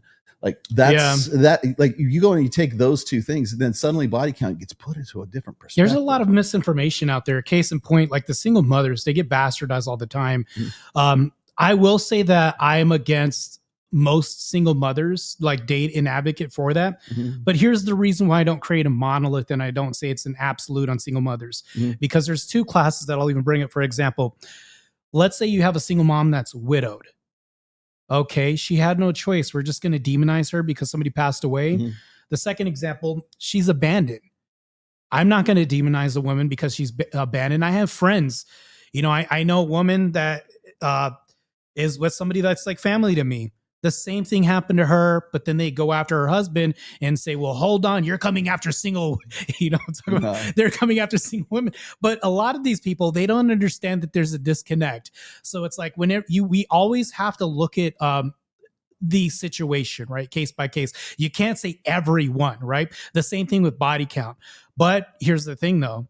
Most cases, I can say in most cases, I do want to stay away from somebody that works at a strip club or that's a prostitute, things like this. Most cases, I do want to stay away from women. Yes. So the same thing, like as a data packet, I'll look at this as data and do what it would like, work with this information like it's fire. Do I plan to cook with this, or do I plan to burn witches at the stake with this? Like, right. I have to pick my road. Well, like Sartain will talk about this. He'll be like, he will date and have sex with porn stars and strippers and FHM models, but he's not marrying them. You're not on the long-term list. You are recreational use only, and he'll be the first one to tell those girls that too. And if that's not the case, and they're not okay with that, then he's got sexual selectivity that most guys don't have. So. Like when I'm talking about, again, like if I'm talking about body count, there's me giving the statistics about it, or single mothers for that matter. There's me giving the statistics about it. And then there's like, okay, what's your opinion of this? That's a different conversation. Like I said, the red pills are praxeology. Yeah. If you want me to tell you why guys have a hesitation to get with a single mother, like a evolutionary part of their psyche, it's still data. Yes. Is it Rollo? Is it right or wrong? Oh, that's a whole nother conversation we can have. That's the practice. There's now you're talking about prescriptions. Red pill is the theory. Whole different. Game is the practice, or whatever you want. Like whatever you choose as your best practices for your living your life.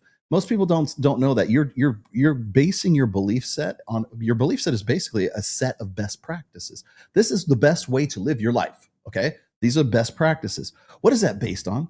It could be based on the Bible. It could be based on data. It could be based on like your dad having a talk with you at some point in your life, or your mom, or your upbringing. Maybe it was somebody that you met in the military or in your schools, whatever it is. Yeah. Like it's not just from one source. It's from like a variety of sources that have helped you sort of develop the belief sets that you have. And what are those belief sets? they transfer into behaviors. What are those behaviors? Best fucking practices. So if you're going to ask me, Rollo, what about single mothers? I'm going to give you the data, and I'm going to tell you the evolutionary reason why men don't want to get with single moms. It's about paternity. That's what it is. And it's about cuckoldry, and it's about paternity. Well, it's I'd about actually parental offer more. investment.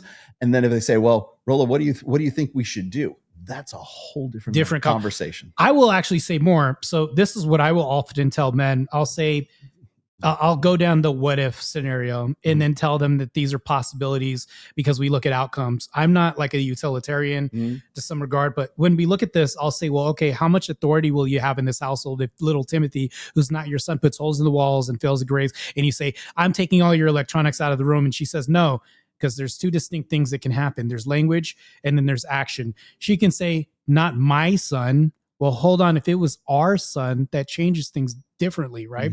So I have all the responsibility to protect Timothy from gunfire, make sure he's fed, all this. But when it comes, protection and parental investment. Exactly. But when it comes down to putting my foot down and saying, no, not underneath my roof, is it really my roof?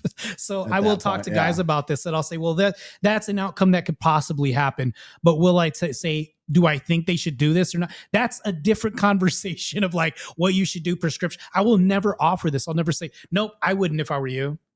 Well, hold on. That's no longer what we call red pill. You're actually going on to some feel, felt, found rhetoric, and that's a wholly different subject. Yeah. Entirely.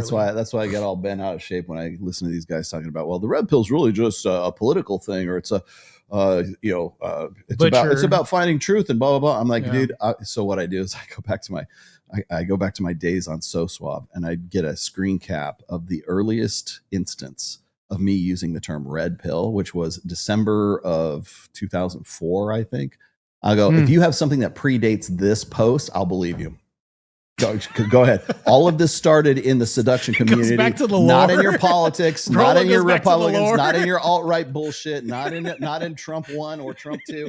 To show, if you can show me an earlier instance of you guys using this, then I'm all ears. But Rollo's nobody like does. Vatican I, Vatican II. I mean, these guys are like, and 90% of these kids have like, if they were even alive then, they were watching Jimmy Neutron and Fairly Odd Parents while I was out here having these same conversations. Way before Sally Jesse Raphael, if you don't. All right, well, let's before we go, you have a book coming out. Let's talk about your book. Oh, yes. I'm glad you brought that up because I would have just slipped. So there's a book that I'm going to come out with, and it's probably publishing this in 4 months. Rachel Wilson, she's going to write the foreword to this, and it's analogous. The reason why is because the title of this book is called The Female Warrior Fallacy. I go over the whole history in as many cultures as I can find, right? And still searching and sifting. A lot of this was romanticized, revisionist history, fictitious. So if you look at the likes of Xena Warrior Princess, this class of warrior never existed, right? We look at the Celtic societies, the Amazons never existed. They were the cleanup crew. I'm just giving you an example from the book. If you look at cleanup crews from societies, that's what they were. So if you had a bystander walk by and say, oh, this woman's taking a bus, she might have killed that man. No, you had to clean up bodies off of the battlefield from the enemies getting slaughtered. So we sent in women to do this dirty work. And of course, that's where a lot of this myth and legend came from, down to Xinshi from China.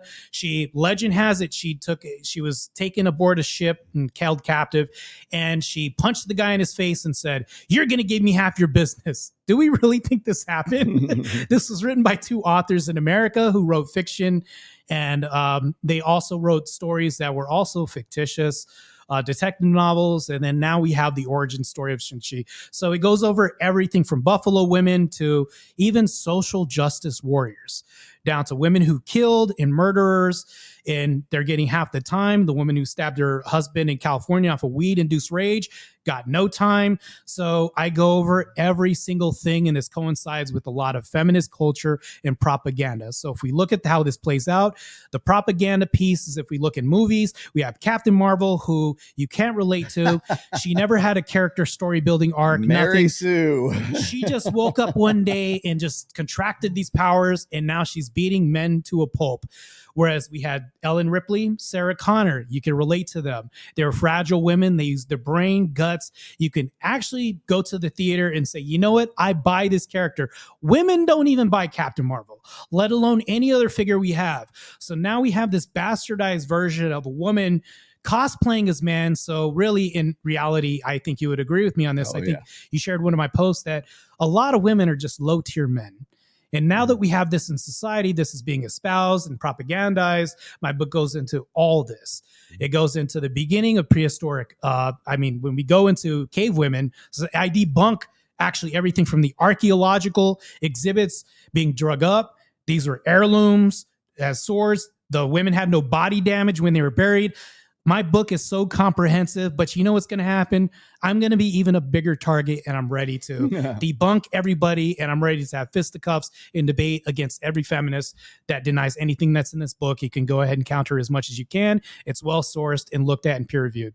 It reminds me of this one article. Well, I actually have seen this in other articles too, but this one article about how it got passed around and published, but it was about how women were actually hunters. They were like really great hunters. I debunked this in my book. And there's a great aporia, and then there was a debunking article on it on aporia. And so they went through like all these different cultures and looked at these tribal cultures, and they looked at like where the women were doing, like, well, did they actually do any kind of hunting?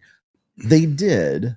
But they only did like small game hunting. Like they would fashion the nets that would catch little birds, kind of thing. Yeah. Or fishing was assumed to be a form of hunting. I think I called them the cleanup crew in my book as well. It's 10 amounts of that. If you're deep sea fishing, then maybe, but that's not what they were doing, right? They're more gatherers than hunters. Netting fish, right? Gathering stuff. They're more gatherers than hunters. They didn't go out and huck spears at like woolly mammoths and caribou and stuff like that. They weren't out there hunting for They didn't days wrestle on big end game to the ground. Bring it back to the did they tag? I mean, if depending on how you, but that's the really the point that I was making about the whole thing is really what they wanted. And this is endemic of sort of like the female psyche, is if they can't compete in the realm of men, change the rules, change the game so that the player can actually play at the level where they can actually shine, where they can actually do it.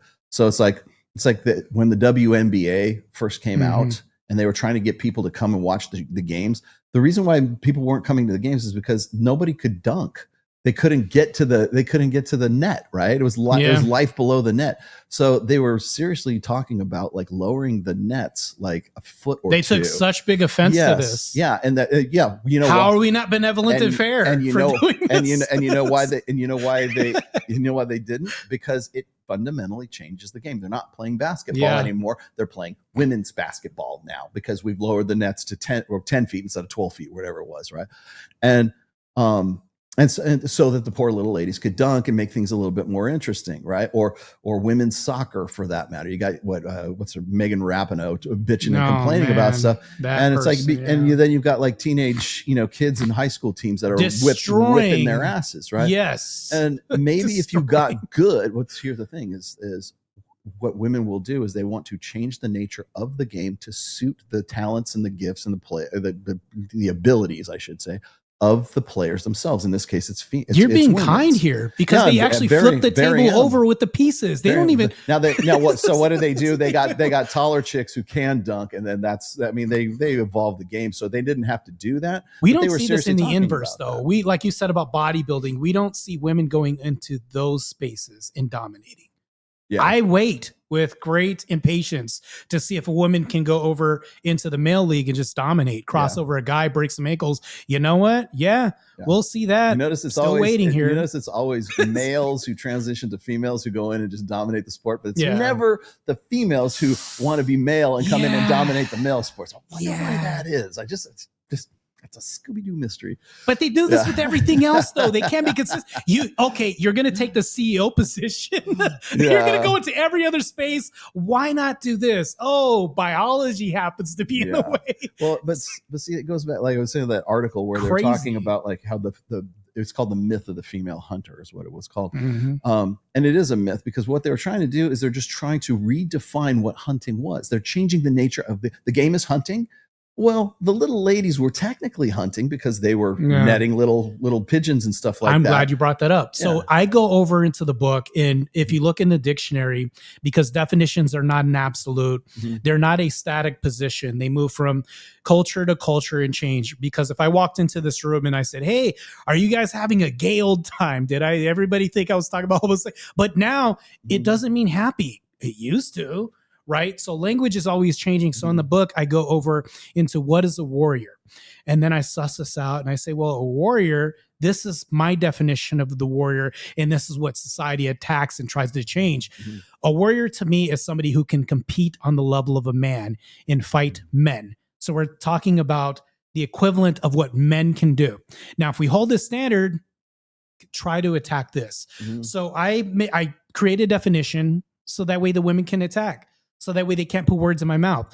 So my book automatically does this. Mhm. Because if you don't have a definition, you can't have a standard and you can't have a metric. Mhm. And if we don't have any of this, what are you really addressing? And this is what women do. They'll fog language all the time. Vibes. The fuck is a vibe? Yeah. If I tell you what energy is, they'll say, well, no, I just got to match his energy. It's all about his energy. If you ask 5 different women, you're going to get 5 different answers. Yeah. Hence why I have to come out with warrior and say what that is Yeah. and be really distinct about this and then narrow it down, attack that. That's because women speak an emotional language and men speak an empirical language. Conditional language? You are It's speaking from a position of empirical, objective, realistic, Yes. reality. Right. Women place emotion before reality. It feels before reals, right? We've heard that before. Mhm. Our natural language is empiricism. Women's natural language is emotionalism. So when you hear the word vibe, I'm going to explain to you why they use vibe and energy and crystals. My and, stomach is like churning, but go ahead. So here's Rollo. okay. So I just brought this up on my Sunday show.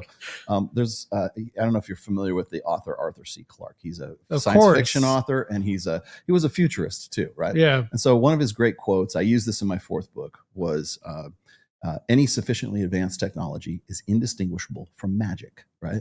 So if you went back in time and you had a Zippo lighter and you went back to the Middle Ages and you used the Zippo lighter, Salem witch trials they would burn you at the stake because you're the devil. Because they don't understand the technology. Mhm. It's easy to figure out, right? There's a gas and the little spark and stuff.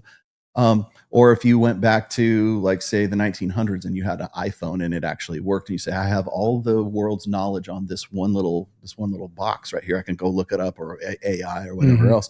People would either think you're crazy or they would say you're the devil as well back then. So if you have an advanced technology that people don't understand, and technology can be anything, right? It doesn't have to be like a piece of tech or a cell phone or something like that. It could just be something that is it could be chemical, right? It could be whatever. If you don't understand how that thing works, human beings have always done this. We've had to apply the word magic or vibes or energy or all this stuff. Now, what they're doing is they're describing a feeling that they have. Now, I can describe to you, here's why you think this is vibes, because the visual cues he's giving you, the pheromones, this, and I can run down all the day. I can tear the car apart and put it back together piece by piece. And you call that car vibes or energy or whatever else because you don't understand how the car works. I do, because I'm a guy and I think in terms of empirical realism and mechanics and stuff like that. And the reason why they call it vibes is because it's magic to them, because they don't understand the technology. And in this case, the technology might be, I don't understand why I'm attracted to this guy. If we're vibing, then I'm going to go sleep with him. The vibing is whatever he's doing, the behaviors that he's showing you and the visual cues and all the stuff that's going on in the right environment and everything else. That's what's making you attracted to this guy. But again, women don't want you to explain the game to them. They want you to play the game with them. So you have to be able to go, oh, vibing? Yeah, man, I love it when we're vibing together. It's awesome. And I understand the bullshit that's going on because I understand the mechanics. I want to believe I was making the choice. Yes. It was my own suggestion. It was me who decided. No, it wasn't. I checked my astrology charts and I asked my magic 8-ball if I was going to meet you. And you know what?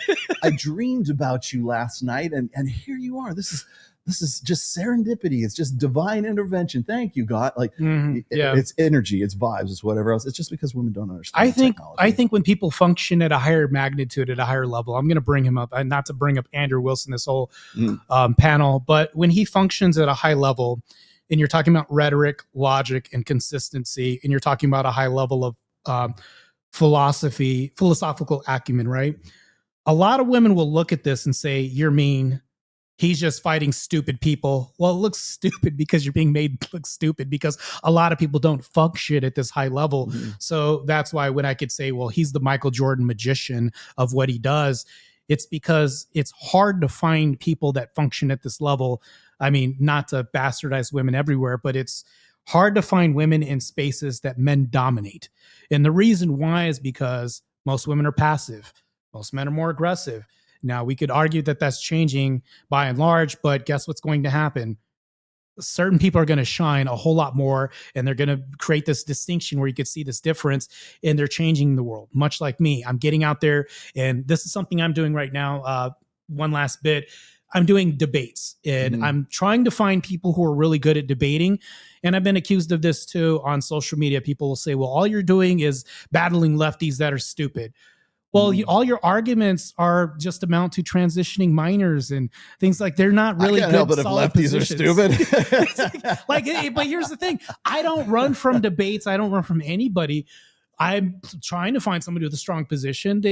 Conservatives just happen to be dominant at this. When it comes to traditionalism, bodybuilding, and I'm going to tie this all together: debates, and then even when we look at red pills of praxeology, refute it. If you can refute this, it's always going to look like a red flag to you because you have to adjust and conform to what this is. Otherwise, it's feels before reals. It's a vibe, and it's going to look like dark magic to you because you're never going to understand this. So, of course, I'm a self-filtration system. If I show up and I take my shirt off and I'm on a beach, I don't care how hot this woman is. She understands that there's a standard and that she's going to have to meet in these metrics. And of course, she's going to either say, well, I don't know, I'm not intimidated by this guy. Yeah, there's a lot of discipline and a lot of suffering. He looks like he's very insecure. Or it's insecure, or I have to talk, or he only debates stupid people. Like, it's all the same shit that we go down. It's the same rhetoric, and all you're doing is trying to tear something down that's just consistent. That's what we men are. For the most part. Well, cool, man. This has been a great conversation. I knew this was going to work. We could keep going, man. So yeah, I would love to. So you got your book coming out. What's in it? What's the title of it again? It's The Female Warrior Fallacy. Okay. Yeah. Cool. Rollo, by the way, I'm letting you guys know Rollo's offered to maybe possibly do the cover of the book. Sure. Yeah, no problem. I've done it. I don't got a definite. I've done it enough for see. Aaron Clary, so or whatever. But thanks for coming, man. It's been good. Yeah, no doubt. Oh, no fish hand. No See? fish hand. Automatically sizing Rollo up. But before we go, I got to ask you, how much do you bench press? This guy. According to my vibe. let's go. It's just like, what's your deadlift? Let's do a vibe check on that first before we get to that. All right, guys. Thanks for watching. Access Vegas will be tomorrow, 8 p.m. Pacific, 11 p.m. Eastern. We will have Mystery on. He's our male guest tomorrow. And I got to say, this is going to be a big show because you got myself, Rollo, Tomassi, you got Mike Sartain, you got Mystery, and I forget his friend's name. I'm sorry. He's his partner that they're doing classes and stuff with. We'll probably have anywhere between 6 and 8 girls, so it's going to be a full house tomorrow. Do check in. That's going to be a really big show, really, and be a part of it. Because it's the first show that Access Vegas is now my channel is now monetized, so you can actually do super chats finally again. And I'm going to host it. Not only am I hosting it on Access Vegas, it'll be on the Rational Mail as well. So we'll be hosting it in 4 different places. It'll be on my channel, it'll be on Access Vegas, it'll be on Mike's channel, and we'll be on our Rumble channel. So any of those 4 that you want to go to, please go to watch whatever your preference is. Go and watch those and watch this one because this is going to be a big one. Like I said, full house tomorrow. Thanks for watching. I'll see you guys later. Bye-bye. Take care.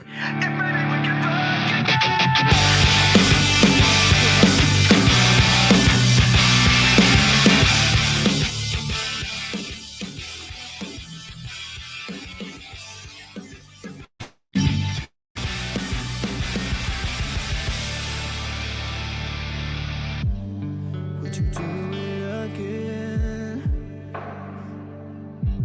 I need to feel you one time. was my first time, but I was just a kid when we met and went to bed. It was my first time. What do you expect from me? I'm breaking up the rules now in the game. I've got some new tools. Please do the same. Time came by when over like a matchbox stereo. Time to keep my thoughts now, let go. Bound to keep me up all night. But maybe we can fuck again, and maybe things be different. Goddamn, baby, one more again. Won't you put it on me one more again? I need to know if maybe we can fuck again, then maybe things be different. Goddamn, baby, one more again. Then I could have the best of my life. The best of my life. Now we're fucking in the bathroom, tearing up every wall while I got your hair. Why you screaming my name? She was swinging in the bedroom, whole time stopping and stopping with her hair like she's Claudia Kelly.